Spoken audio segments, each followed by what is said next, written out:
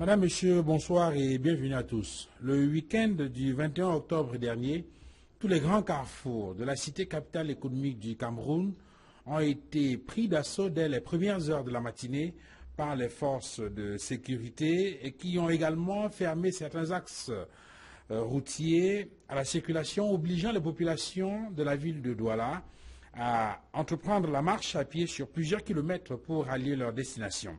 Il s'agissait pour les forces de maintien de l'ordre de faire exécuter, de faire respecter la mesure d'interdiction de la manifestation publique que projetait d'organiser le SDF et ses associés. Une manifestation pourtant d'abord autorisée par l'autorité administrative qui a par la suite rapporté sa décision.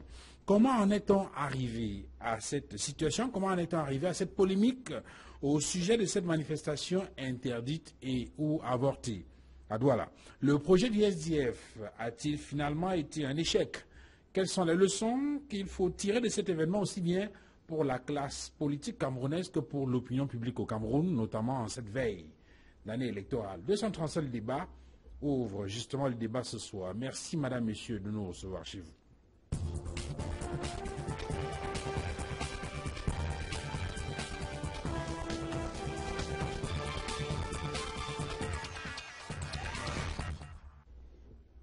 Sur le plateau de 237 débats ce soir, j'introduis tout d'abord Carlos Ngoualem, bonsoir. Bonsoir Duval et bonsoir à tous les téléspectateurs de 237 le débat. Merci donc Carlos Ngoualem d'être venu. Vous êtes militant du SIM, le Social Democratic Front, et puis vous êtes adjoint au maire de Douala 5e, c'est bien cela? C'est bien ça. Merci donc d'être venu. Je suis président de la circonscription électorale du SIF pour Douala 5. Voilà. Merci donc Carlos Ngoualem d'être venu et vous faites partie de ceux qui étaient en première ligne le 21 octobre dernier dans cette manifestation pourtant interdite par l'autorité administrative. Bien évidemment, j'étais associé, en tout cas j'étais en première ligne, comme vous l'avez indiqué, tout simplement parce que le lieu de la manifestation, Bépanda Omnisport, est frontalier entre Douala 1er et Douala 5e. Donc, de ce fait, j'avais une grande responsabilité dans l'organisation de la manifestation. Voilà, merci donc à Carlos Ngoualem d'être venu sur ce plateau. J'introduis Anissé Kandé, bonsoir. Bonsoir. Merci d'être venu. Merci de m'avoir invité. Voilà, vous êtes homme politique, je pourrais même ajouter homme politique hors échelle, au regard de votre grande expérience dans l'arène politique dans notre pays. Vous êtes ancien président du MADIEM, le Mouvement africain pour la nouvelle indépendance et la démocratie. Aujourd'hui, vous êtes membre du bureau politique. On ne va pas revenir sur tout non, ça. Je suis coordonnateur du comité de réorganisation du MADIEM. Voilà. En tout cas, on ne va pas ouvrir un débat là-dessus tout à l'heure. Vous avez été candidat à l'élection présidentielle et voilà, vous avez milité comme combattant nationaliste pendant plusieurs années. Décennies. Plusieurs décennies, voilà. Merci donc infiniment d'être venu sur le plateau de 237, le débat. J'introduis Thierry Diffin. Thierry, bonjour. Bonsoir. Bonsoir Duval et merci d'avoir pensé à associer le CPP à la réflexion de ce soir. Vous êtes en politique et vous êtes militant du CPP, donc c'est le Cameroun's People Party, cette formation politique que conduit Edith Kawangwala. Vous êtes également secrétaire national en charge des questions juridiques et électorales, c'est bien cela? C'est bien ça. Voilà, merci donc d'être venu sur ce plateau. Et puis également sur le plateau de 237 débats, ce soir, Charles Lisan. Bonsoir. Bonsoir Duval. Et merci d'être venu. C'est moi qui vous remercie, c'est tout le RDPC qui vous remercie de la tribune que vous lui offrez. Voilà, vous êtes en politique et vous êtes président du bureau exécutif? Non, président du bureau de la section OJR de PC Bourido. Président du bureau de la section OJR de PC. J'espère que j'y arriverai. Non, parce que parfois quand on dit président de l'OJ, on dirait que l'organe nous appartient. Oui. Non, on est président d'un bureau. Oui. Ça veut dire qu'au-delà du président, le parti doit survivre. Puisqu'il y a un vice, il y a un secrétaire qui prend l'intérim en cas d'absence de l'autorité N plus 1 supérieur. Voilà.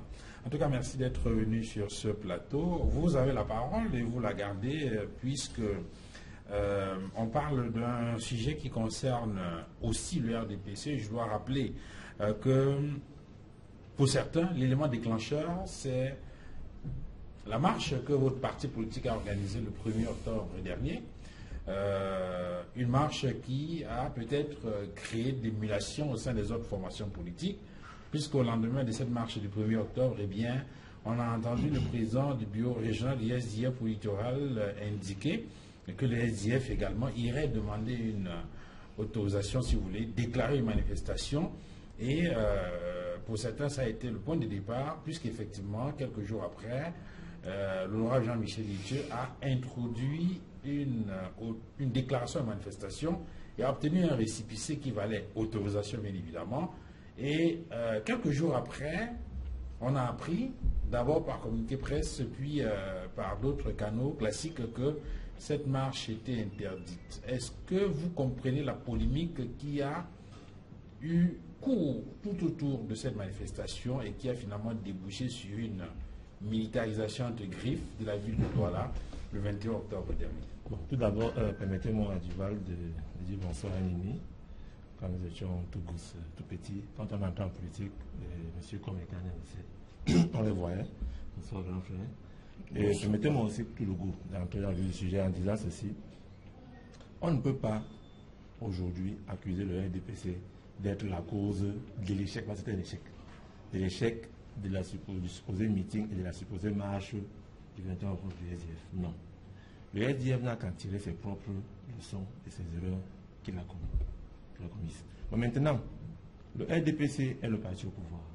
Nous avons cette lourde tâche, cette exaltante mission d'aider l'homme politique à la tête du pays à mener à bon port le bateau Cameroun vers la destination qu'il a voulu donner à ce pays. Le RDPC, étant parti au pouvoir, n'a aucun intérêt. Est-ce que ça ne vous pose pas un problème de voir que vous, RDPC, vous avez organisé des manifestations sans problème et que les autres formations politiques, au moins, ils veulent se mouvoir? Il faut justement qu'on dise la vérité aux Camerounais. Est-ce que le meeting du SDF qui a voté le 21 octobre ne ressemble contextuellement à celui qui s'est passé à rond-point Dakar en 2008, qui a été le point de départ des émeutes de la faim? Oui, mais pourtant l'autorité administrative a d'abord autorisé. Et l'autorité administrative est dans son droit d'autoriser et de retirer quand il a les éléments probants, lui donnant toutes les preuves que ça ne va pas marcher. Écoutez d'abord, quand l'honorable Nithieu, qui est un élu de la République, dépose sa demande d'autorisation auprès de l'autorité, c'est un camp tout à fait normal, il déclare. Il a l'autorisation. Il faut qu'on dise la vérité au Cameroun. Qu'est-ce qu'il dit? Il dit c'est-à-dire pour soutenir, pour accompagner les frères et sœurs du côté du nord-ouest et du sud-ouest. Ça, c'est l'objet de sa déclaration. Mais après, il donne une interview au journal Mutation, où il parle de déportation, de meurtre en série, de militarisation de la zone anglophone. Mais il va de soi que lui-même ayant obtenu cette autorisation d'organiser son événement, il n'avait plus tous les éléments à sa possession pour pouvoir contrôler cet événement. Maintenant, l'autorité a ses raisons, a ces informations que nous n'avons pas, et prend sur elle de décider d'annuler l'événement. C'est le propre du principe de la protection des forces de maintien de l'ordre. C'est-à-dire, on commence par la phase préventive, ensuite il va suivre une phase active, et puis la répression vient après. Mais l'autorité était dans le sens de la protection de la paix. Encore que ce qu'on peut appeler, entre guillemets, les autochtones de la ville, c'est-à-dire les chefs Sawa, ont produit un communiqué 2 ou 3 jours après. Donc c'est pour dire que l'ADF n'a pas parlé du RDPC dans son événement. Pour certains, vous, SDF, sont certains analystes qui l'indiquent qu'à travers le tapage médiatique, à travers les informations qui ont été diffusées par le SDF et d'autres formations politiques qui étaient associées à cette marche-là, on a même eu l'impression à un moment donné que vous avez volontairement donné la possibilité à l'autorité administrative d'interdire une marche peut-être pour laquelle vous n'étiez pas suffisamment préparé. Non, moi je pense que avant de répondre à votre question, il faudrait d'abord commencer par la genèse. Parce qu'il faut savoir qu'au départ, il y a une marche du SDF ou alors un meeting du SDF suivi d'une marche qui est déclarée pour se tenir à l'Absolu pendant au mois de mars. Oui. Ce meeting et cette marche sont interdites par l'autorité administrative. Le 1er octobre, le RDPC organise en grande pompe un meeting et une marche à Bonanjo. Sur ce, le SDF estime que puisque sa manifestation du mois de mars avait été interdite et qu'au mois d'octobre, une manifestation du RDPC est autorisée, alors nous décidons de déclarer une autre manifestation pour le 21 octobre. Donc nous estimons que si nous sommes dans une société de justice et d'égalité, ça veut dire qu'en l'espace de 3 semaines, l'autorité administrative ne peut pas autoriser une manifestation le 1er octobre pour le parti au pouvoir, et le 21 octobre, lorsque l'opposition organise sa manifestation, elle interdit. Et en ce qui concerne... Et le sentiment justement avec ça, c'est que le SDF l'a fait par mimétisme. Et non, de toutes les façons, le SDF était dans une logique de défendre la justice et l'égalité pour tous devant les services publics. Parce que si une manifestation ou alors un meeting du RDPC est autorisé par l'autorité administrative, je ne vois pas pourquoi cette autorité administrative refuserait le même privilège au SDF. Et les raisons qui ont été évoquées, je veux qu'on soit assez clair. On reproche au SDF d'avoir associé les autres partis politiques à la manifestation. D'avoir dévoyé l'objet de la manifestation. Entre autres raisons, déclaré au départ. Entre autres raisons, il est reproché au SDF d'avoir associé les autres partis politiques. Ouais. Et sur cette question, moi je pense que le Cameroun n'invente pas le fil à couper le beurre. Dans tout le monde entier, lorsque les partis politiques organisent les meetings ou les manifestations, elles peuvent, ou alors ils peuvent inviter d'autres partis politiques à leur meeting ou à leur manifestation, ou alors des partis politiques qui se sentent concernés, ou alors ont une proximité idéologique avec ce parti-là, peuvent décider de se joindre à la manifestation. Parce que lorsque vous convoquez un meeting qui rassemble environ 100 000 personnes, vous n'êtes pas dans la tête des 100 000 personnes qui viennent à votre meeting. Il y a des gens même qui arrivent à votre meeting, ils ne partagent même pas votre opinion. Ils ne sont même pas de votre parti, mais ils viennent quand même. Donc, j'estime que ce prétexte avancé par l'autorité administrative est fallacieux. En réalité, le sous-préfet a juste voulu s'accrocher sur un alibi pour restreindre ou alors pour empêcher au SDF de faire la grande mobilisation qui était prévue. Et je pense même que la raison principale pour laquelle ce meeting a été interdit, c'est tout simplement parce qu'au départ, l'autorité administrative qui délivre le récépissé de déclaration de manifestation ne sait pas que le meeting aura un écho aussi important. Mais quelques jours avant la manifestation, on se rend compte qu'il y a une déferlante, ou alors il y a une mobilisation qui va même au-delà de la ville de Douala, qui traverse même les frontières. Parce qu'il faut dire que... Oui, peut-être justement une raison suffisante pour... Cette raison ne peut pas être suffisante. L'autorité administrative est justement appelée à encadrer les manifestations. L'autorité administrative ne peut pas estimer que parce qu'un parti politique a une forte capacité de mobilisation, alors il faut lui empêcher d'organiser un meeting. Je crois que nous avons des forces de l'ordre qui sont formées pour encadrer les manifestations. La mobilisation ou alors la militarisation de la ville de Douala ce jour-là montre à suffisance que nous avons les forces en nombre suffisant pour encadrer une manifestation même de 100 000 personnes. Alors, Anissé Kané, il y a eu, qu'est-ce qui de votre point de vue peut justifier cette volte-face de l'autorité administrative en rapport avec la question de cette manifestation publique du 21 octobre dernier? Bon, moi, je suppose quand même que les organisateurs de la marche du 21 octobre connaissent bien ce pays. Ils connaissent bien le pouvoir en place. Pour savoir que c'était trop beau pour être vrai. Moi, je veux dire, ils le connaissent très bien. Sauf preuve du contraire. Premièrement. Deuxièmement, c'était une brèche qui était ouverte du fait de la marche non déclarée du RDPC du 1er octobre. Non seulement non déclarée, mais en plus inopportune ce jour-là. Et nous l'avons dit. Mais c'était une brèche parce que la situation en zone anglophone a créé un rapport de force qui mettait le gouvernement en difficulté pour refuser par la suite une marche par d'autres organisations politiques. Et en plus, comme pouvoir a un souci de montrer au moins qu'il est impartial. Il était plus ou moins coincé par la demande du SDF. Mais ce que je veux dire, c'est que, sauf si je me trompe, les deux principaux dirigeants du SDF qui étaient associés à cette marche, le premier vice-président, le président régional, connaissent bien cette situation. Et ils savent très bien qu'on en face un pouvoir fébrile. D'autant plus fébrile que la section du nord-ouest-sud-ouest était étendue.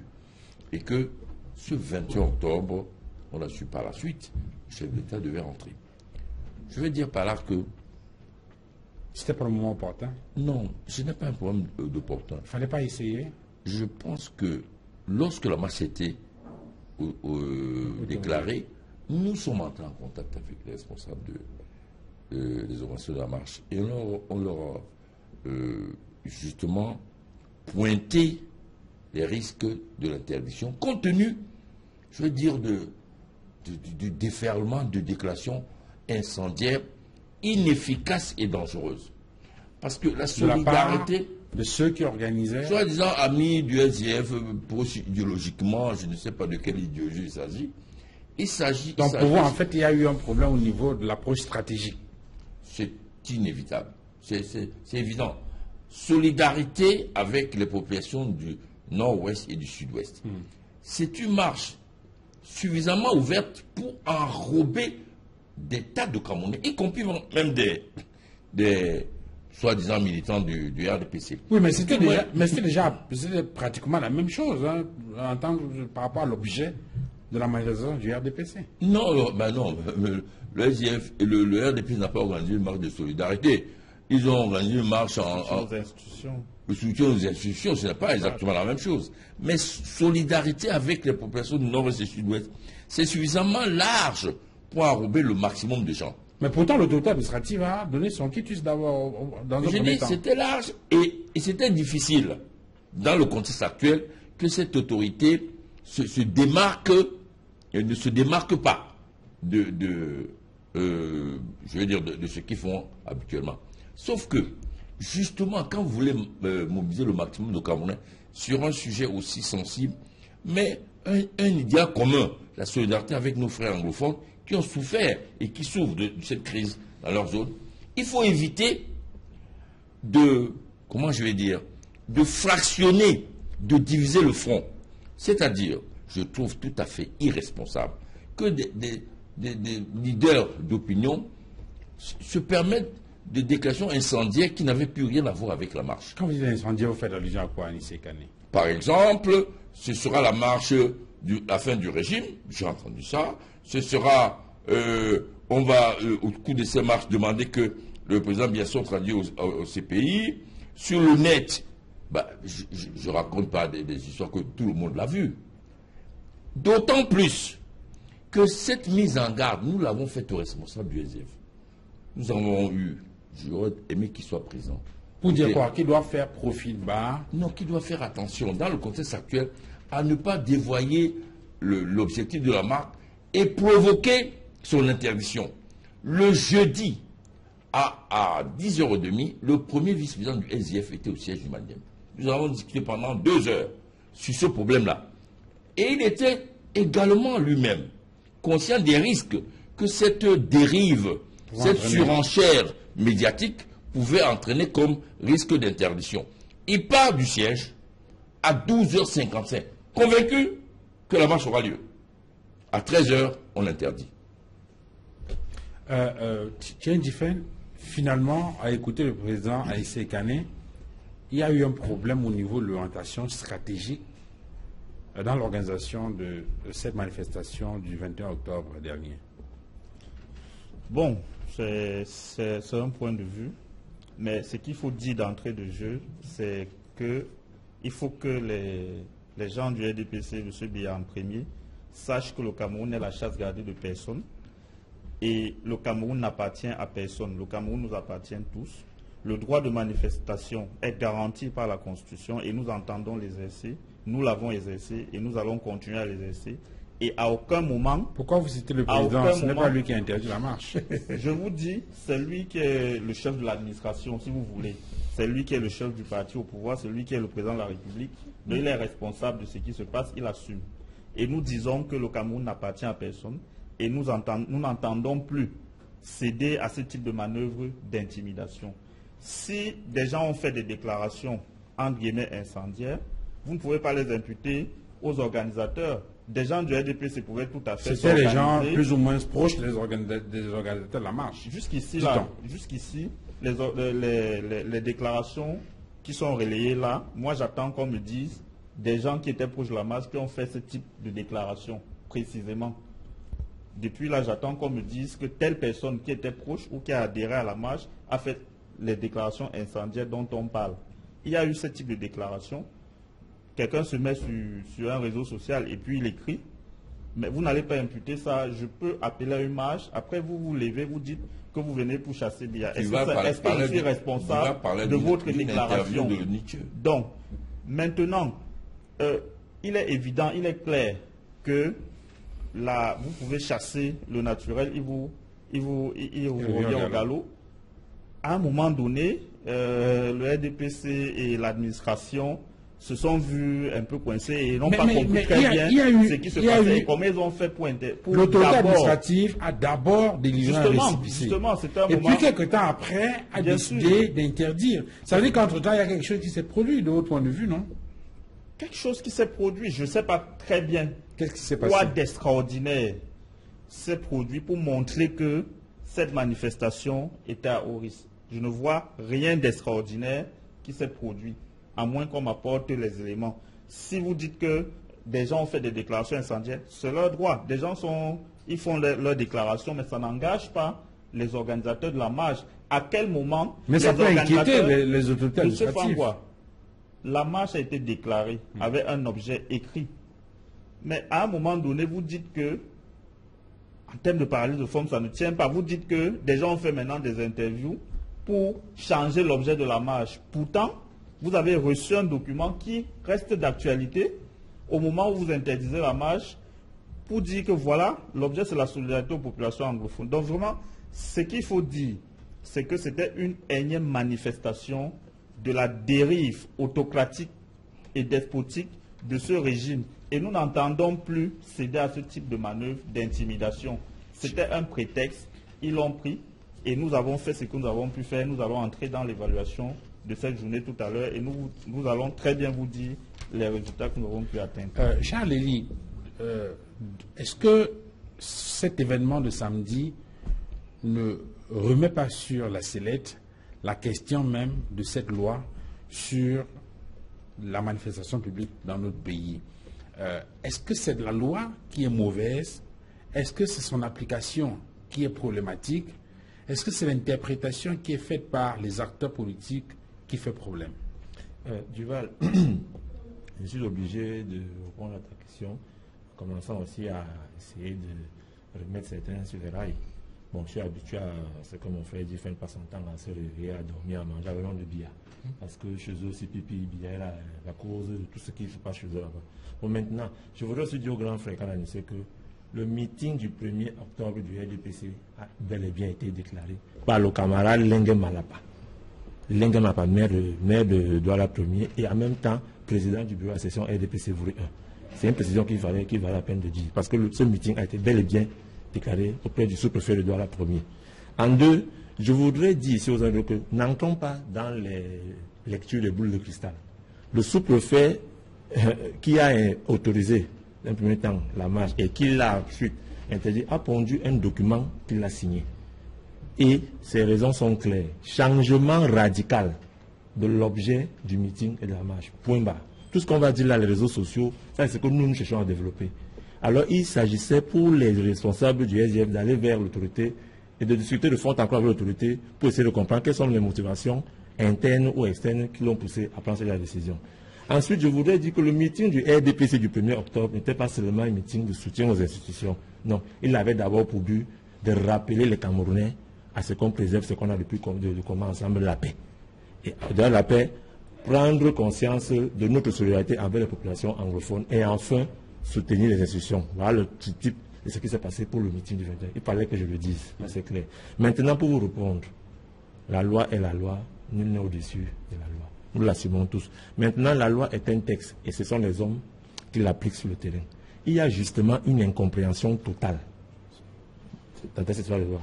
J'ai eu à discuter aujourd'hui pendant 30 minutes avec le sous-préfet de la deuxième pour qu'il m'explique un peu les tenants, les aboutissants de cette loi. Parce que vous avez même dans les réseaux sociaux... Vous ne les connaissez pas, vous? Je suis... Mais, monsieur Kanadi, je peux arriver vers vous pour avoir une certaine lecture d'un domaine politique, puisque j'estime que vous avez...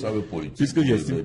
Je la connais, mais je vais vers l'autorité pour essayer de comprendre quelles sont les motivations qui... Non, excusez-moi. Je vais vers le sous-préfet. Et vous savez, c'est ça le problème des hommes politiques. C'est que vous avez des universitaires qui deviennent des hommes politiques, vous avez des commerçants qui deviennent des hommes politiques et qui ne vont pas vers ceux qui ont l'expertise pour apprendre. Je suis allé vers le sous-préfet de la deuxième pour qu'il m'explique de fond en comble le régime de déclaration, le régime d'autorisation. Moi, acteur politique, j'ai besoin de le savoir. Je n'ai pas honte de le dire ici. Et c'est ce que nous devons faire, nous, acteurs politiques, envers les populations qui nous accompagnent. Et il m'a expliqué de fond en comble ce qui pouvait amener un sous-préfet, un chef de terre, une autorité administrative au départ, à autoriser une marche et à la fin, à l'annuler. Maintenant, en ce qui concerne la loi, il faut dire qu'elle est claire. J'ai lu quelque part un liste universitaire d'un parti d'opposition dit que le sous-préfet n'était pas dans son droit parce qu'il n'a pas donné, le document interdisant la marche a été donné hors délai. Mais c'est aujourd'hui que j'ai appris qu'on peut interdire une marche à tout moment, même quand elle a commencé. Ça, beaucoup ne le savent pas. Oui, beaucoup ne le savent pas. Ça, c'est d'un. Il y en a qui disent qu'il est hors la loi. De deux, est-ce que vous savez que quand l'autorité administrative interdit cette marche, vous pouvez saisir le tribunal des séances, c'est-à-dire aujourd'hui la chambre administrative. Vous pouvez le faire. Ainsi de suite. Donc, je suis tout à fait d'accord qu'il faut aussi qu'il y ait cette éducation-là des hommes politiques. Mais sur cette question, justement, oui, on a le sentiment que l'autorité administrative, ça sont des analyses, hein. L'autorité administrative a fait exprès, justement, de ne pas utiliser les couloirs classiques. C'est-à-dire que, parce que c'est par communiqué presse qu'on a d'abord appris que la manifestation était interdite. Et il y a eu une notification pratiquement la veille de la manifestation. Non, le sous-préfet l'a fait lire dans la radio nationale, le journal de 13h. Monsieur Dufay, j'ai la parole, s'il vous plaît. Laissez-moi parler, j'ai la parole. La publication, c'est pas la notification. Laissez-moi parler. Est-ce que la forme n'est pas problématique? Quelle forme? C'est-à-dire que d'abord par communiqué presse, oui, et ensuite notification qui est arrivée par la suite, parce qu'effectivement, lorsqu'on a interrogé le responsable du SDF qui avait initié la marche, il a indiqué qu'il n'était pas au courant. Mais puisque je vous fais comprendre que l'autorité administrative peut à tout moment, il n'a pas un temps, il a dit à tout moment, avant le début de la marche, même pendant la marche. Oui, Thierry, sur la question, oui. Déjà, cette loi, elle est liberticide. M. Ekan est un des acteurs qui a contribué au début des années 90 à ce qu'on l'est. Mais elle est fondamentalement liberticide. Il faut dire déjà qui parle là, c'est l'expert en droit qui parle. Il faut dire aux citoyens qui nous regardent que nous sommes dans un régime de déclaration et non d'autorisation. C'est très important à le dire. Maintenant, l'autorité administrative, si elle estime, peut effectivement... Si elle estime, c'est ce que dit la loi. Article 8. Peut effectivement, en ce qui concerne les manifestations, peut effectivement interdire une manifestation. Après avoir préalablement, éventuellement, c'est indicatif, discuter avec les organisateurs pour voir s'ils peuvent changer d'itinéraire ou d'objet. Ce qui est d'ailleurs été fait. Mais surtout, il doit l'interdire par arrêté et non par décision. Donc il a violé la loi, il est hors la loi. Mais vous n'avez qu'à saisir le tribunal. Écoutez monsieur, il doit l'interdire par arrêté et non par décision qu'il notifie immédiatement. C'est dans la loi. C'est l'article 8 alinéa 2 dont vous faites allusion. Oui. Donc il n'a pas fait un arrêté, il n'a pas notifié immédiatement parce que la publication, ce n'est pas la notification. Et en retour, qu'est-ce que vous faites? Écoutez, laissez-moi développer monsieur. Il a violé cet article 8 alinéa 2. Maintenant, ce que vous dites, je vais revenir juste pour que, parce qu'on est également là pour essayer de contribuer à édifier, ce n'est pas le juge administratif qui est compétent pour les questions d'interdiction de manifestation publique. La loi que vous citez indique la juridiction qui est compétente, le président du tribunal de grande instance qui statue en 8 jours après que les parties soient entendues en chambre de conseil. Donc, il fallait le dire. Maintenant, le sous-préfet a violé la loi. Vous, les champions, dites qu'il faut respecter la loi. Vous n'avez pas respecté cette loi. Vous qui est d'ailleurs le RDPC. Le RDPC a quoi à y voir avec la marche du liberticide. SDF? Vous ne l'avez pas respecté parce que vous n'avez pas... Le RDPC a quoi à y voir avec la marche du Il n'a pas SDF? pris un arrêté qu'il a Monsieur notifié Stéphane. immédiatement. Oh. Et par la suite, maintenant, il a notifié après vendredi. Et vous savez, la marche c'était samedi. Vous avez quel temps pour saisir le tribunal de grande instance pour qu'une décision soit rendue. Donc, ça c'est de la diversion. La loi dont vous parlez et vous vous accrochez à elle, vous ne la respectez pas. Okay. Et vous ne pouvez pas nous demander à nous de respecter une loi liberticide que vous ne ne pouvez respectez pas pas. rendre le RDPC responsable de vos échecs. Quelle est votre analyse sur cet aspect-là? Est-ce que la loi est liberticide, comme indique Thierry Diffène? Est-ce que la loi est mal comprise ou bien elle est mal interprétée ou mal appliquée? Elle est liberticide et en plus, elle est mal appliquée. Pour la simple raison qu'on n'est pas dans un régime démocratique, c'est tout. Et c'est le fond du problème. Mais j'aimerais quand même que, quand on arrive à une émission pareille, il faut éclairer la lanterne des spectateurs. Ce qui importe après un fiasco comme celui c'est de tirer les leçons. Je vais vous dire, voilà le tract que le SDF a sorti. Il n'y a nulle part dans ce tract l'objet de cette manifestation.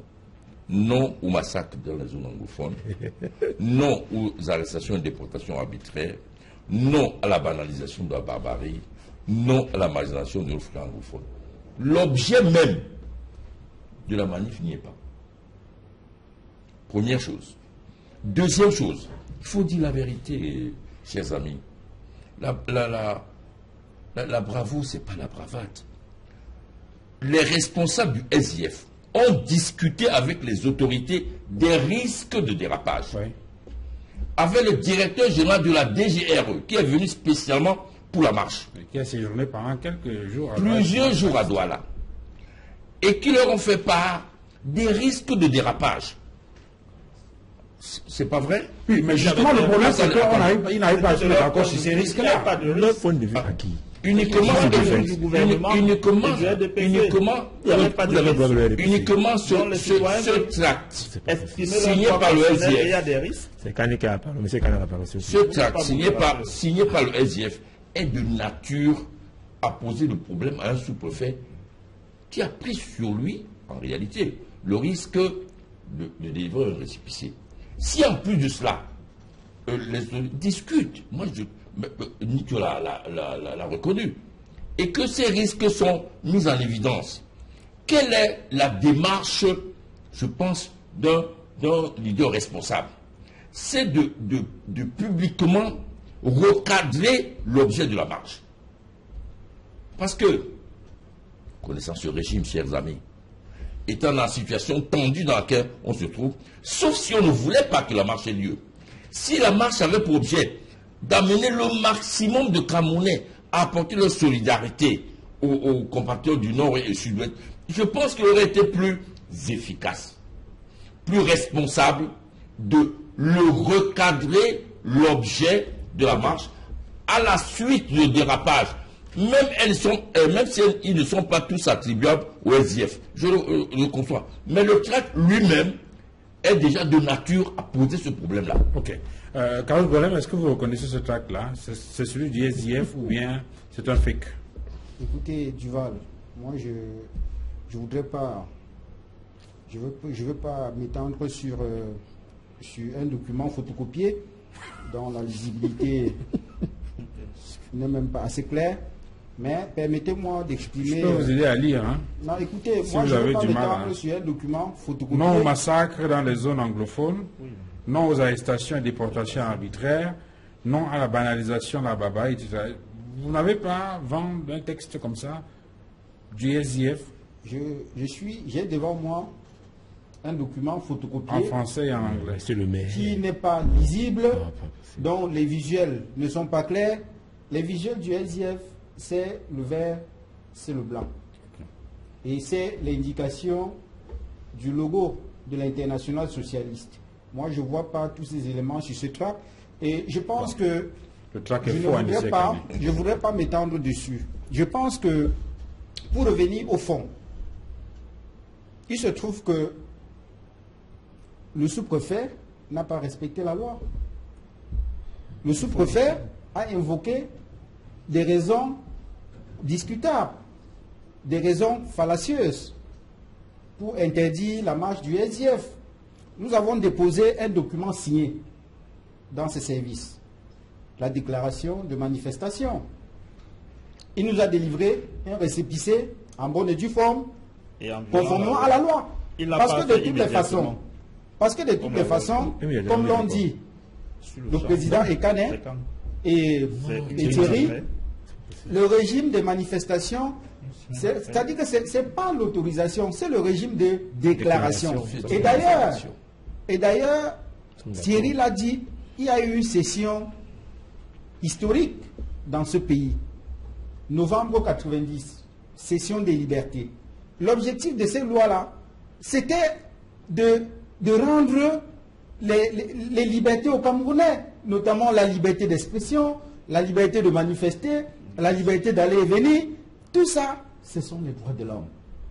Et donc, je ne comprends donc pas comment aujourd'hui, les hommes politiques se réunissent sur un plateau de télévision, au lieu de dénoncer une dérive de l'autorité administrative, au lieu de dénoncer un comportement partisan et partial du sous-préfet, on se met à sortir les trappes pour expliquer comment le SDF a tenu des propos qui étaient contraires à la déclaration, à l'objet de la manifestation.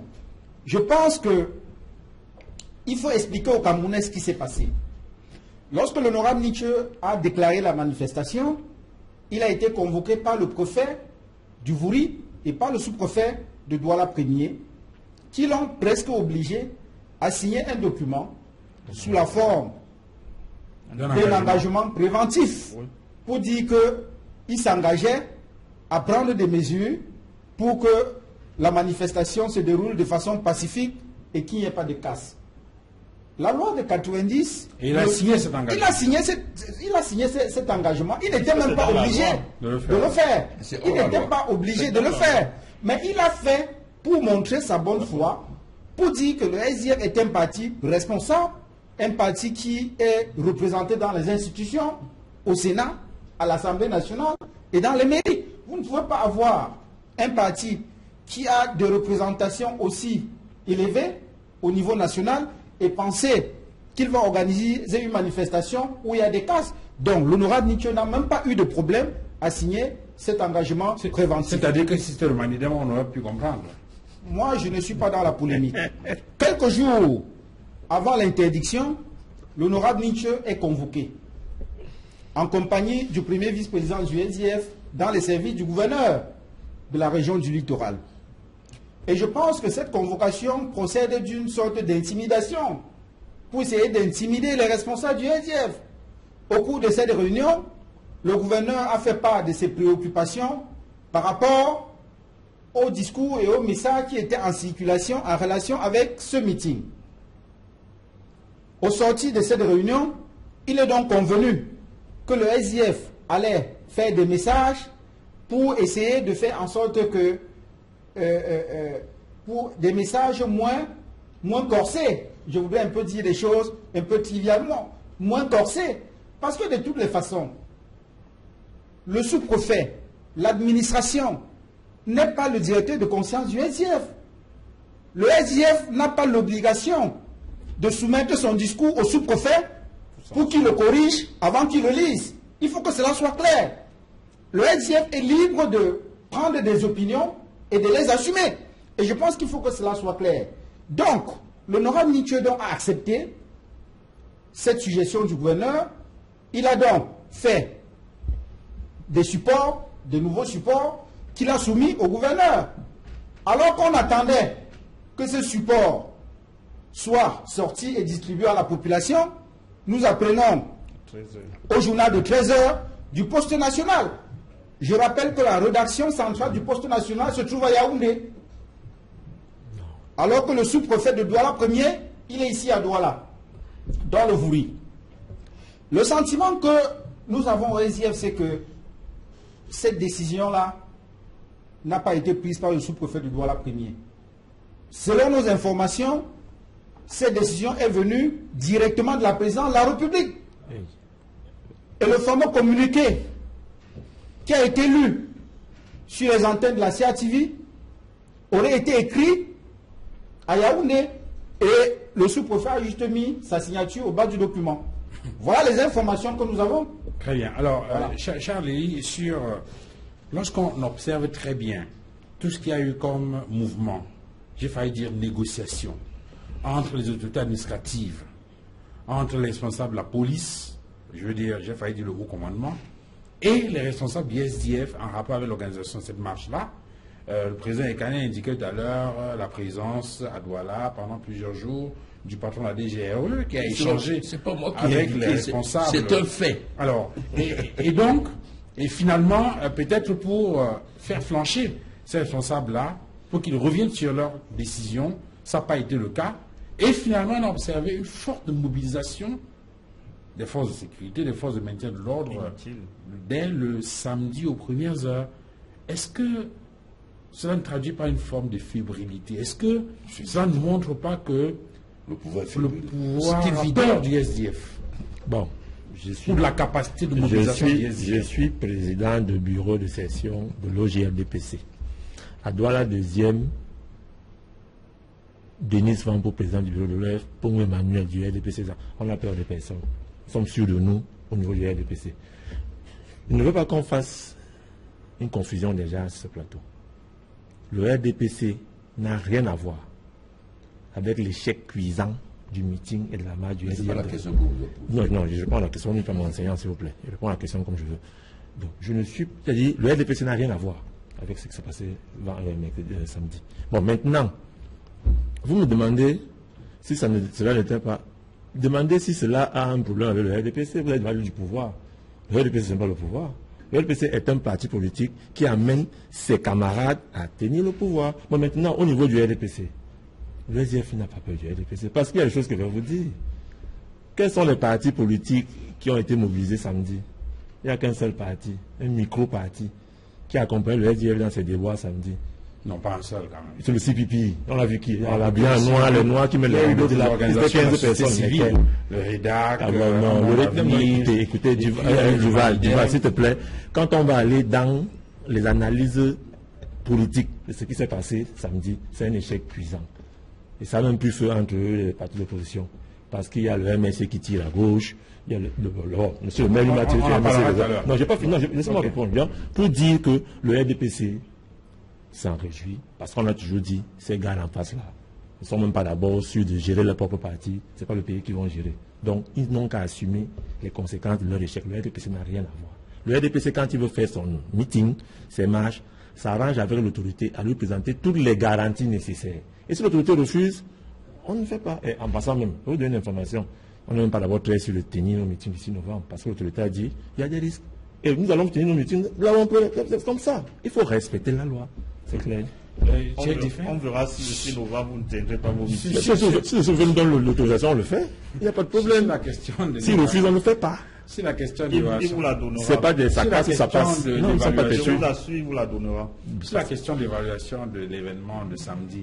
Vous aussi, Pipi, et au mouvement Stand up Stand-up, for Cameroun. Quelle est l'appréciation que vous avez? Est-ce que pour vous, c'est un projet qui a réussi ou bien c'est un échec? Parce qu'il y a des sons discordants pour certains.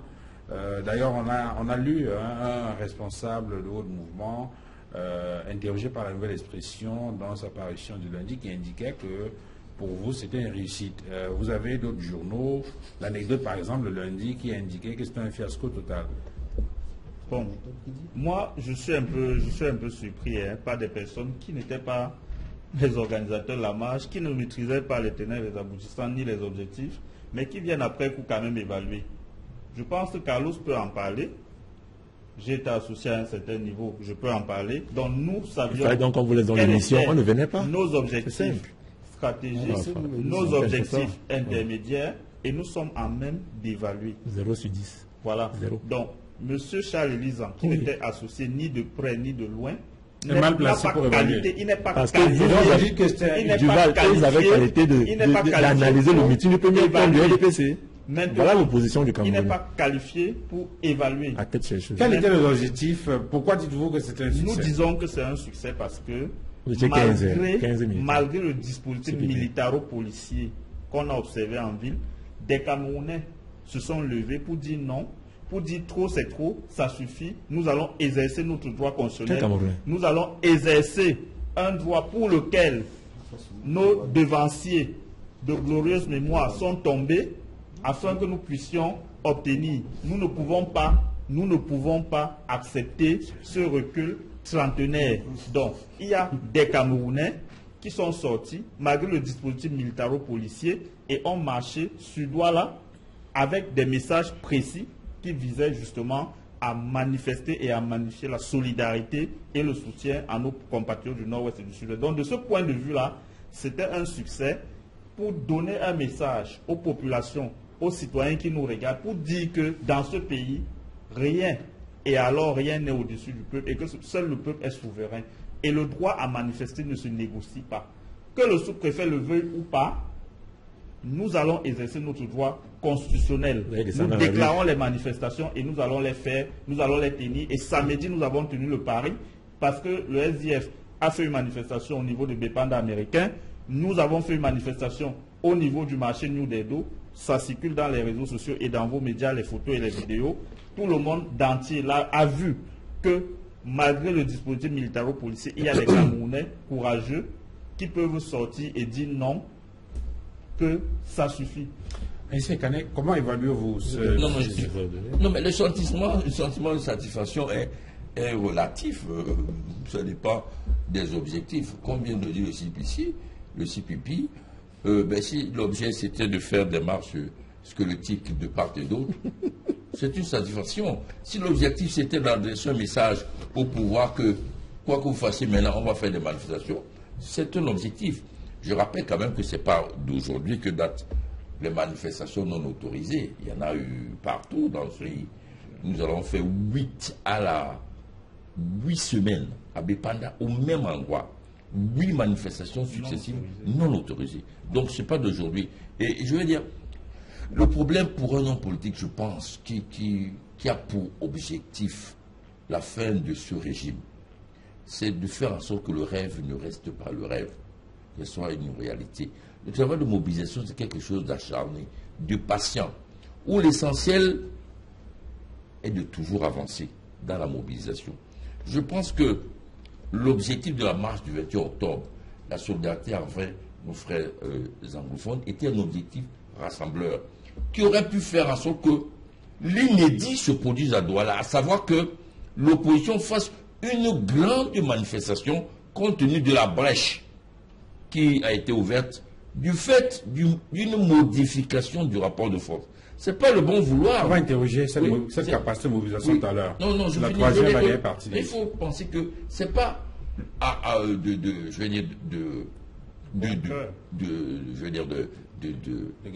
de gaieté de cœur que le gouvernement, le sous-préfet, a accepté ce récépissé. Il savait bien que c'était un défi par rapport à la suite des événements. Il fallait, en autre sens, au niveau du MADEF, faire en sorte que la brèche entrouverte ne se referme pas. Je finis en disant, bon, vous savez, moi, je fais 10 km en course, en 1 heure. Je suis satisfait de ma performance. Le champion du monde de 10 km, si il fait 10 km en 1 heure, il va pas être satisfait. Donc moi, je suis d'accord que les gens évaluent en fonction de leurs objectifs. Ça ne me pose aucun problème. Comme ça, Carlos Goualem, je veux dire quoi? Vous avez fait le minimum exactement comme vous l'aurez souhaité, c'est ça? Disons qu'au niveau du SDF, compte tenu de la mobilisation des hommes et compte tenu de l'investissement que nous avons fait pour avoir cette grande manifestation, on ne peut qu'avoir un goût d'inachevé. En réalité, nous avons voulu tenir un grand meeting, c'est-à-dire quelque chose qu'on n'a pas fait à Douala depuis plusieurs années, du fait des interdictions ou alors du fait de la confiscation de l'espace public par le parti au pouvoir. Et donc, notre goût inachevé est dû au fait que, effectivement, très tôt le matin, alors que l'autorité administrative avait pris sur lui d'interdire de façon tout à fait illégale la manifestation, nous avons décidé d'ignorer cette interdiction. Parce qu'il faut dire que lorsque le sous-préfet sort son communiqué, nous déclarons clairement que nous n'allons pas nous soumettre à cette énième interdiction. Et donc nous poursuivons notre manifestation ou alors notre mobilisation comme si de rien n'était. Très tôt le matin, il se trouve que, alors que les militants sortent de chez eux pour aller au lieu de la manifestation, certains responsables du SDF sont encerclés, leurs domiciles sont encerclés par les forces de l'ordre. L'honorable Nietzsche, qui avait déjoué la vigilance des forces de l'ordre, est finalement retrouvé à quoi? Où il est encerclé par les forces de l'ordre, où il est brutalisé. Comment il a même fait, Carlos Goldin? Non, l'honorable Nietzsche, lui... Parce que sa résidence a été encerclée. Sa résidence a été encerclée, mais il faut savoir... Après, il s'est retrouvé quand même à quoi? Non, la résidence de l'honorable Jean-Michel Nietzsche a été encerclée, mais il faut savoir que l'honorable Nietzsche n'est pas un bleu de la politique. Donc il avait pris certaines dispositions. Je ne veux pas revenir sur les détails. Mais lorsque l'armée le récupère à la douche, alors qu'il est en train de nous rejoindre à Bépanda afin que nous engagions la marche, il est encerclé par la police, il est violenté, il est brutalisé. Les forces de l'ordre qui sont sur place reçoivent les instructions de Yaoundé de l'amener de force. C'est ainsi qu'il est ramené de force chez lui, Yaoundé, dans une voiture de la police, où il est mis en prison chez lui. Comment pouvez-vous trouver normal dans un pays qui se dit démocratique qu'un député qui a une immunité parlementaire est mis en prison chez lui? Il est mis en résidence surveillée alors qu'il n'est poursuivi dans aucun tribunal. Donc, dans ces conditions, on ne peut pas évaluer, on ne peut pas tirer un bilan. Moi, je vais prendre la figure d'un style d'un match de football. Imaginez un match Union de Douala contre Baboutos de Bouddha. Pourquoi pas Canon et Yaoundé? Avant, au début de la rencontre, alors que les supporters de l'Union sont convaincus qu'ils seront battus par Baboutos, décident d'envahir la pelouse. Et finalement, le match ne se déroule pas. Dans ces conditions, si on vous demande, M. Duval Fangoua, quel est le résultat de ce match? Quel est le score de ce match? Vous ne pouvez pas donner un score. Il se trouve simplement que le match ne s'est pas joué. Il se trouve simplement que la ville de Douala a été quadrillée, la ville de Douala a été prise d'assaut, la ville de Douala a été militarisée. On a violé les droits des populations, les domiciles des responsables politiques ont été encerclés, un député à l'Assemblée nationale a été brutalisé, violenté et mis en résidence. Voilà ce que nous pouvons faire comme bilan. Et dans cette situation, nous ne pouvons que regretter l'image du Cameroun qui est entachée. L'image du Cameroun qui est salie. Parce qu'à l'occasion, on a montré à la face du monde que le Cameroun était tout sauf un pays démocratique. Alors, Charles Léizan, sur cette question-là, quelles sont les leçons que vous, en tant que parti politique, en tant qu'acteur dans l'arène politique, vous tirez de cet événement de samedi? Est-ce que vous avez une leçon à tirer? Bon, on pourrait aussi dire Union de Douala contre les Sport de l'année qui est. Bon, il a choisi un exemple. C'est mon choix aussi. On peut aussi dire qu'un député qui a été molesté, militarisé, peut-être comme l'a dit mon grand frère, est aussi celui qui a participé à l'élaboration de ces lois. Et qu'au-delà de l'appartenance à un parti politique, il est un éducateur des masses populaires, il est un exemple. Alors moi, député, quand l'autorité m'interdit de faire quelque chose, je montre le bon exemple. Je ne dis pas ça passe ou ça casse, je ne dis pas je vais seulement partir. C'est aussi ça le député, un éducateur de la République. Maintenant, quand un match ne se joue pas, il y a les choses prévues pour ça. Il y a une chambre d'homologation. Un match ne se gagne pas seulement sur un terrain, il peut se gagner sur tapis vert. Donc, je ferme la parenthèse là. En disant ceci, en tant que parti politique, vraiment dans le sens littéral du terme, parti politique, je prouve par solidarité, je prouve beaucoup de jeunes en tant que parti politique qui a besoin de que le monde entier voie la vitalité de la démocratie dans un pays, que le principal parti, par exemple, que le disent pas les micro-partis qui s'agitent à côté, que le principal parti d'opposition ne puisse pas s'exprimer comme il se doit. Bon, maintenant, les leçons à tirer, c'est que nous devons tous construire la démocratie de ce pays. Et cela va aussi dans le respect de toutes les entités qui composent la démocratie dans un pays. Il n'y a pas que les partis politiques dans un État. Il y a aussi l'État lui-même qui a ses émanations, qui a ses institutions. Les partis politiques ne font pas l'État seul. Il faut que tous ces acteurs s'entendent et s'asseyent pour faire évoluer la démocratie. De l'autre côté, le RDPC peut à un certain moment se réjouir, mais je peux aussi dire que se réjouir parce que ce qui s'est passé avec le meeting du 21 octobre, nous qui arpentons au quotidien les réseaux sociaux, mais c'est de la cacophonie pure et simple dans les réseaux sociaux. Moi, j'ai publié la sortie du maire, M. Balafon, dans un forum où tous les gars du MSC tirent sur lui. C'est grave entre le MSC et le SDF. Je vous le dis, il le sait. Il a même interviewé à un moment donné, il a dit, j'assume mes propos, et là, ce chapeau, il assume ses propos. Il y a quelqu'un du SDF qui a dit, les Bamileke ont quitté le SDF pour partir au MSC. Donc ceux qui donnaient l'argent au SDF, le SDF est fini. Mais d'autres disent que la guerre a commencé entre le SDF et le MSC pour la deuxième place. Donc, vous voyez, donc tout ça là, c'est... En fait, vous estimez qu'en tant qu'acteur politique, ce n'est pas... Vous estimez que le RDPC, l'autorité administrative, aurait pu laisser se tenir cette manifestation, que ça n'aurait gêné personne. Nous, le RDPC... davantage crédibiliser le Cameroun. Ne répétez pas les mots, je vais répéter moi de l'argent, pas les mots, s'il vous plaît. Le RDPC a intérêt,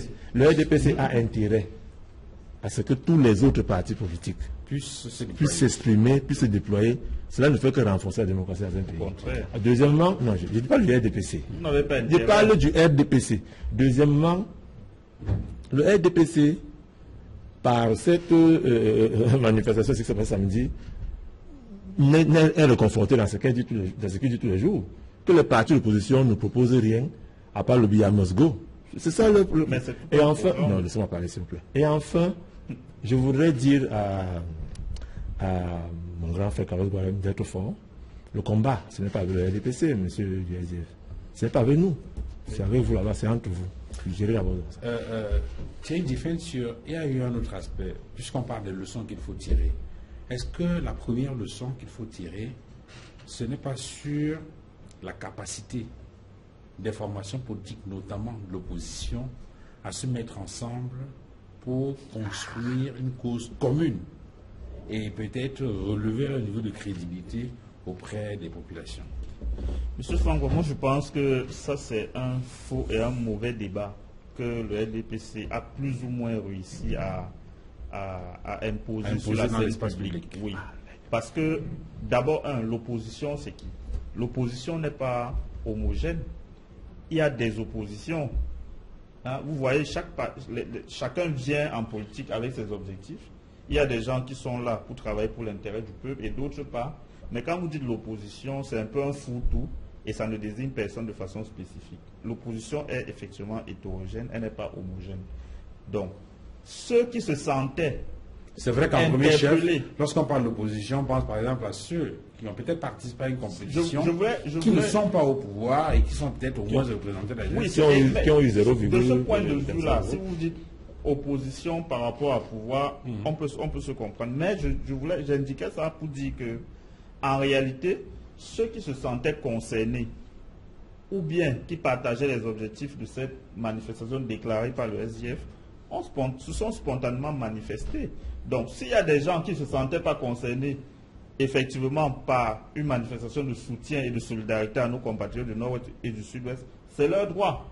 Et le peuple saura reconnaître vous, par exemple, les siens. Vous, par exemple, nous sommes sentis interpellés, nous sommes sentis concernés par ces objectifs. Et vous vous êtes rapproché de façon spontanée, nous avons effectivement contacté le SDF pour voir dans quelle mesure nous pourrions apporter notre pierre à l'édifice pour permettre le succès, la réussite de cet événement. Maintenant, est-ce que c'est les autres ont estimé, par exemple, qu'ils auraient dû être invités. Bon, ça n'a pas été le cas. Ça, c'est leur droit. Le peuple jugera. Maintenant, est-ce que c'est une incapacité de l'opposition à mobiliser? Mais si vous le dites en faisant fi du contexte, vous voyez la militarisation qui a été...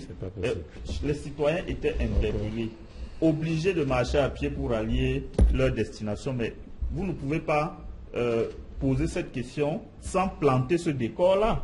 Vous-même, si vous n'êtes pas des hommes comme nous, engagés depuis plusieurs années, avec des convictions, même si vous souffrez, même si vous êtes un citoyen camerounais qui n'a pas l'eau, qui n'a pas l'électricité, mais quand vous voyez ce déploiement militaro-policier, ce n'est pas évident.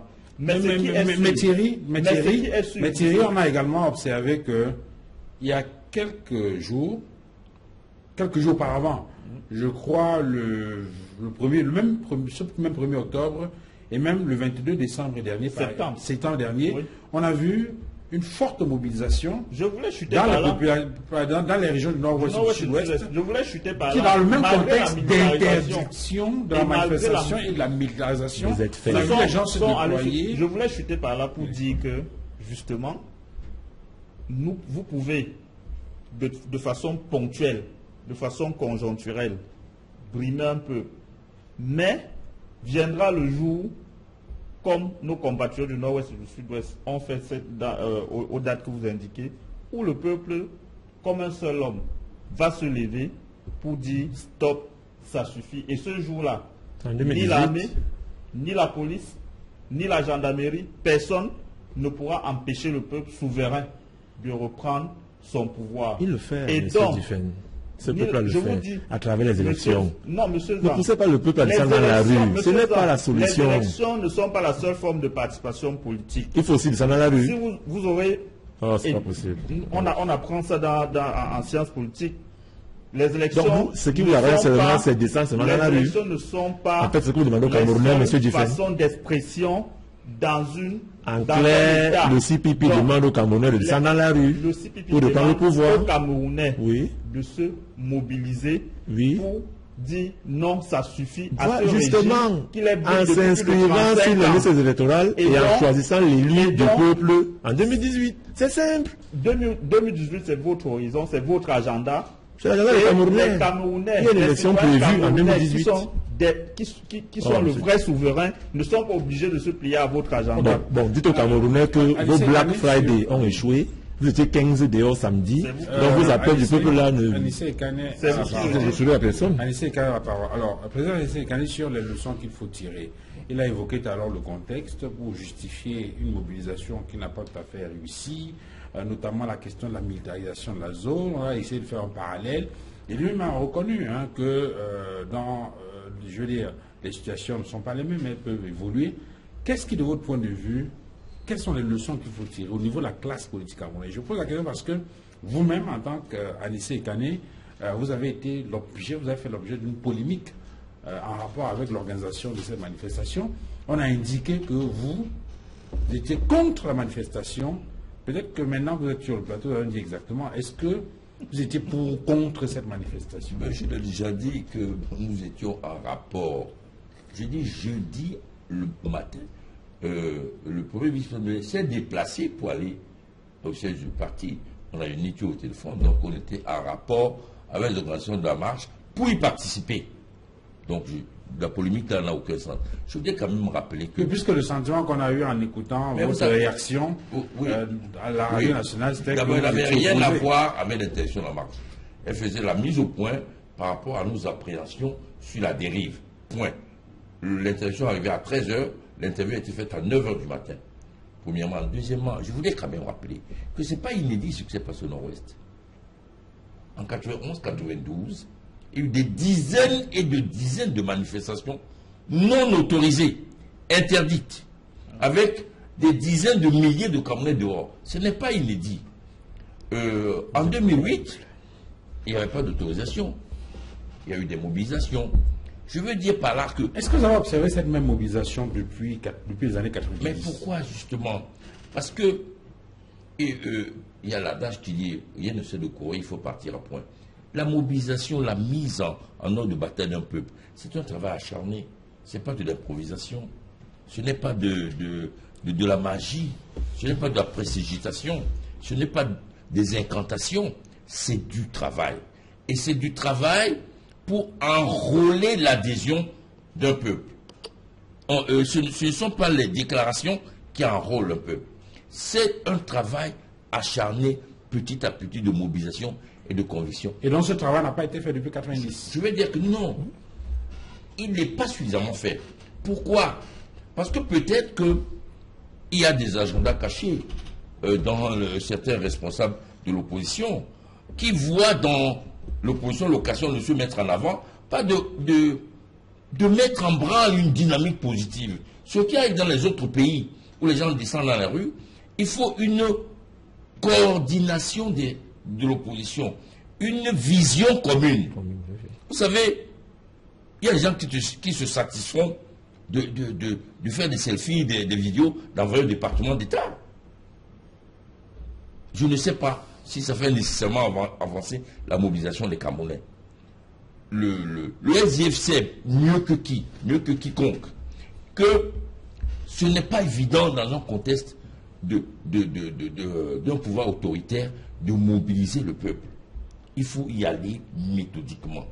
Moi, je voudrais dire que la brèche que le SDF a ouverte là, avec la déclaration, avec le récipient de la manifestation, il ne faut pas la lâcher. Je pense qu'il faut être plus responsable et amener notre peuple à ne pas entrevoir notre avenir uniquement à travers les élections.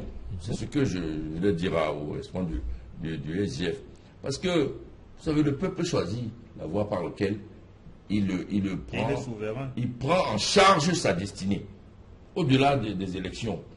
Les exemples sont multiples en Afrique, et ça s'apprend en sciences politiques, ça se vit tous les jours, que les élections sont un élément, peut-être un point culminant à un moment donné, où le rapport de force change. Mais le rapport de force se construit tous les jours à travers un travail acharné, vraiment. Alors, moi j'ai le sentiment que ce n'est pas fini, bien sûr, vous savez. Qui peut dire de quoi sera fait demain dans quelques mois? Pourtant, Carlos Ghoualem a observé les signaux. On semble justement avoir une belle lisibilité sur l'espace politique au Cameroun dans les semaines ou les mois à venir.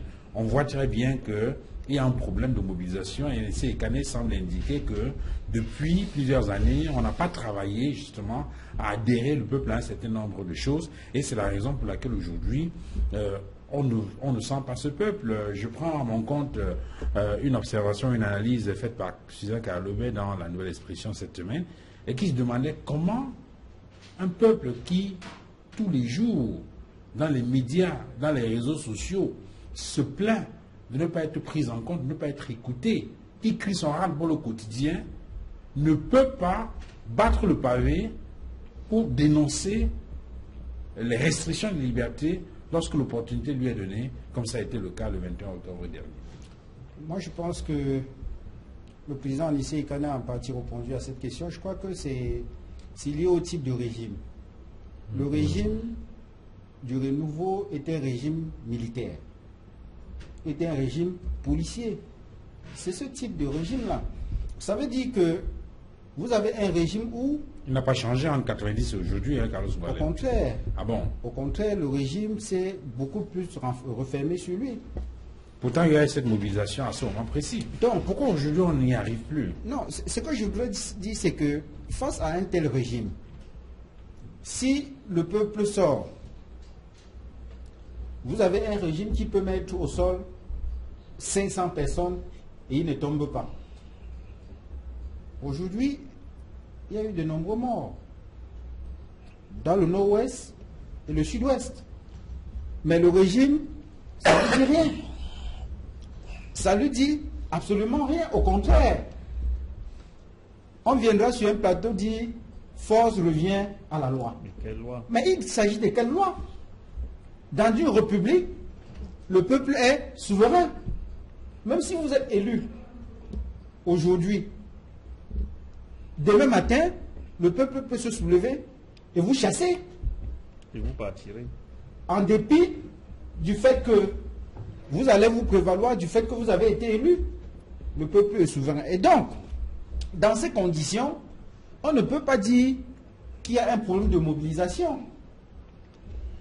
Les autorités font tout et tout pour empêcher la mobilisation du peuple. Alors, donc, juste sous cet angle-là, le système est verrouillé et il n'y a rien à faire. Non. Et donc, on peut comprendre les échecs qui se multiplient. Il n'y a pas d'échec.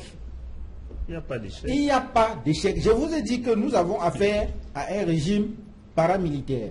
Kamel Goualem, Dans ces je pose la conditions-là, question de façon plus précise. dans ces conditions, le président Alissé a ouvert une brèche. Il a dit qu'il faut préparer la population à prendre son destin en main. Et je crois que c'est le travail que les partis politiques et les organisations de la société civile doivent faire. Alors, et je pense que ce travail-là est fait. Je pose une question pour être plus précis et plus pragmatique.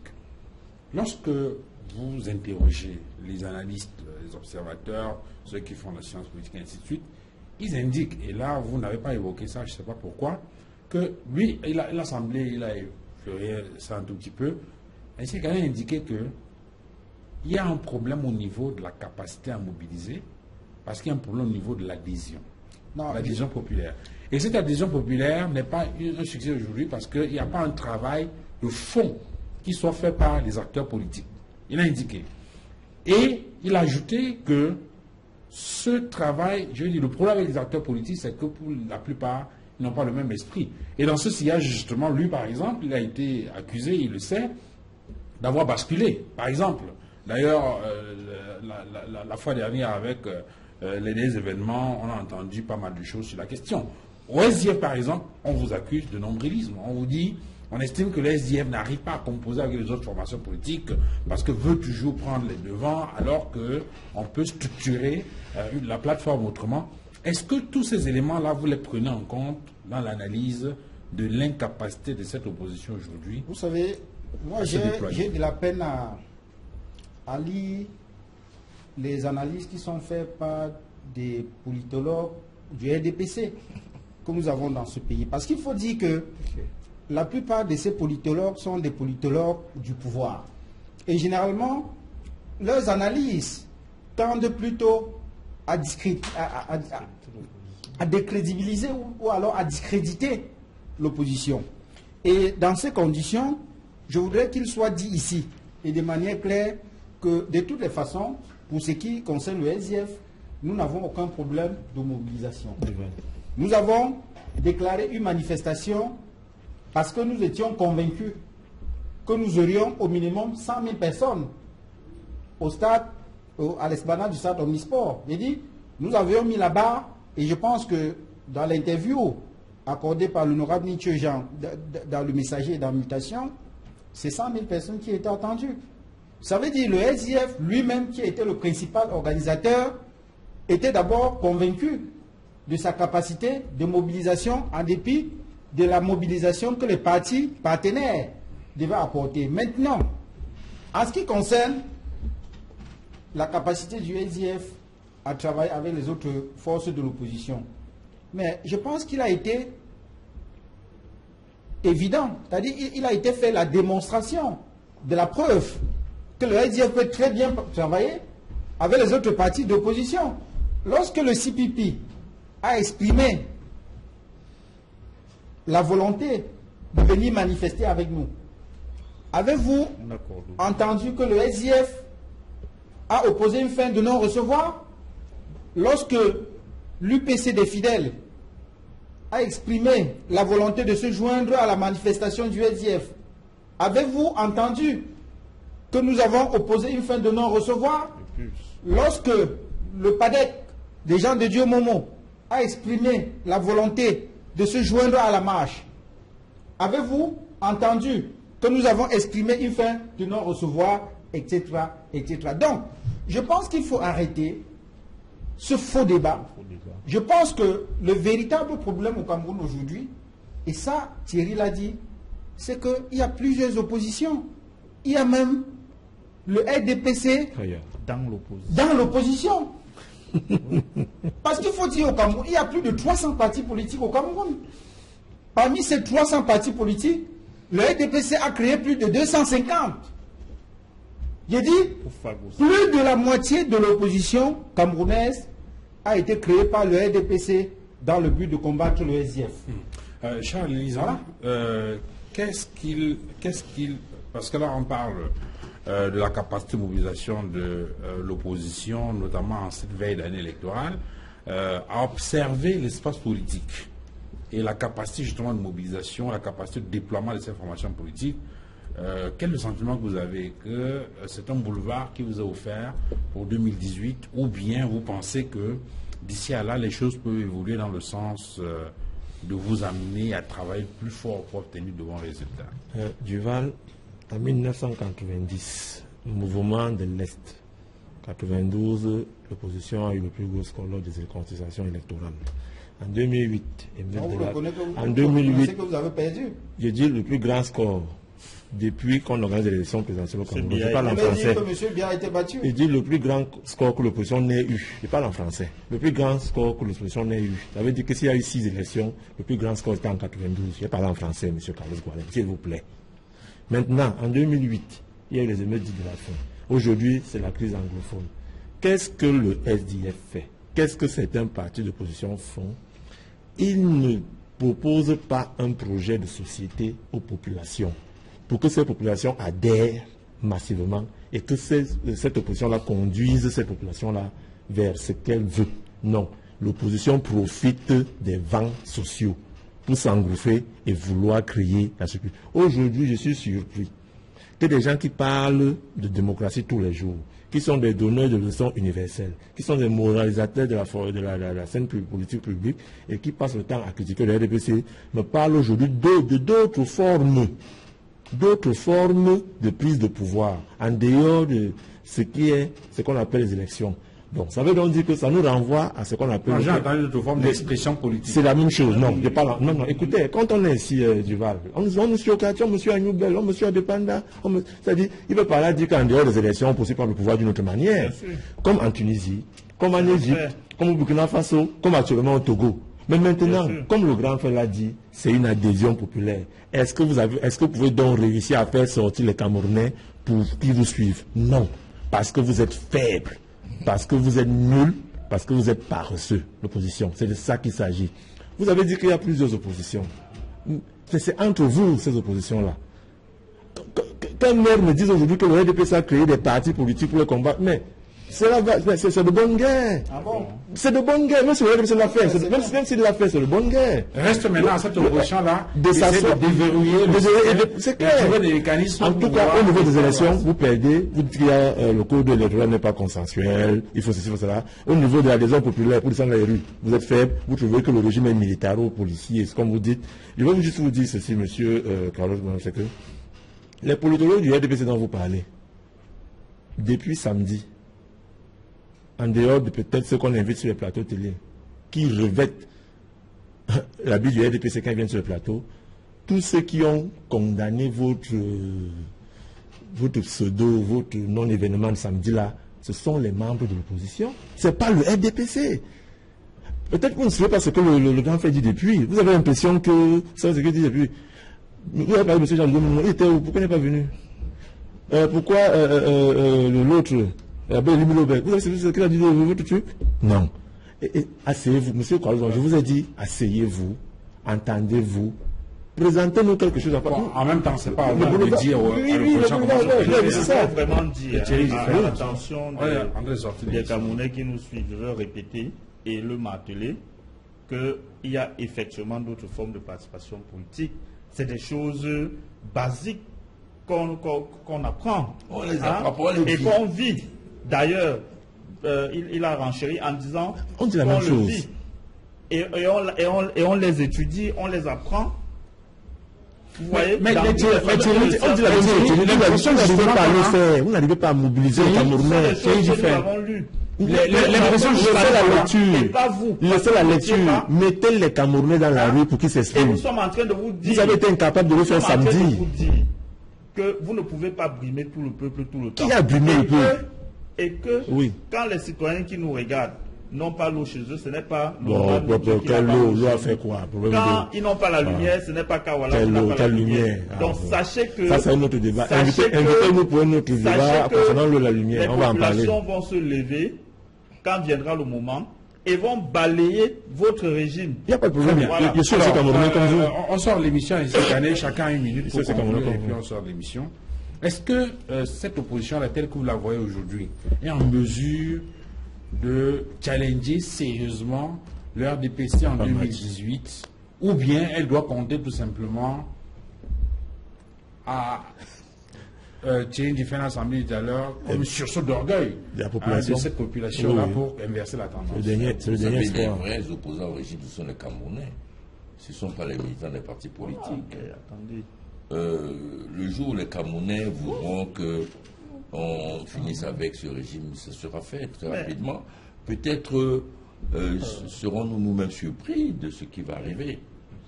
Le problème est d'organiser tout cela, que ça ne se fasse pas dans le désordre et le chaos. C'est tout. Vous savez, toute l'histoire de l'humanité est ponctuée de faits pareils. C'est-à-dire que c'est le peuple qui prend le pouvoir.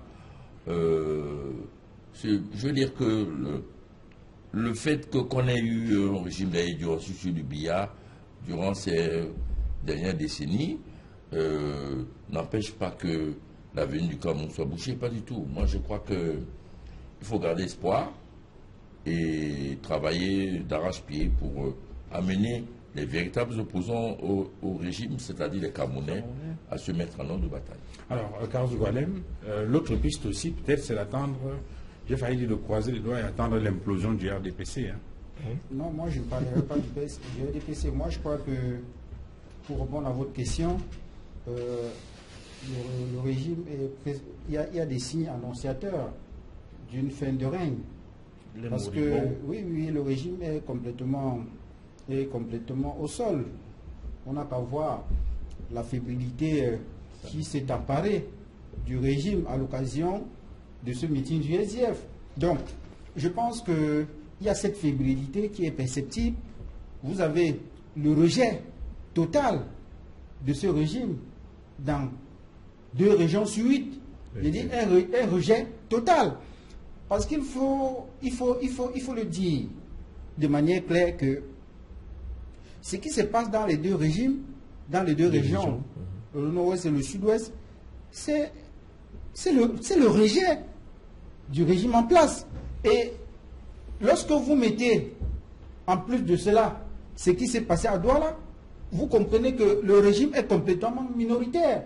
Donc, en cas d'une élection libre et transparente au Cameroun, moi je n'ai pas de doute, ce régime va tomber. C'est pour ça que l'opposition doit se battre dans les jours à venir pour obtenir la modification du code électoral actuel, pour qu'on ait une élection présidentielle à 2 tours, pour qu'on mette en place une commission nationale électorale indépendante paritaire, pour obtenir le vote des Camerounais de 18 ans et tout le reste. Voilà les réformes qu'il faut mettre en place pour que ce régime soit au sol.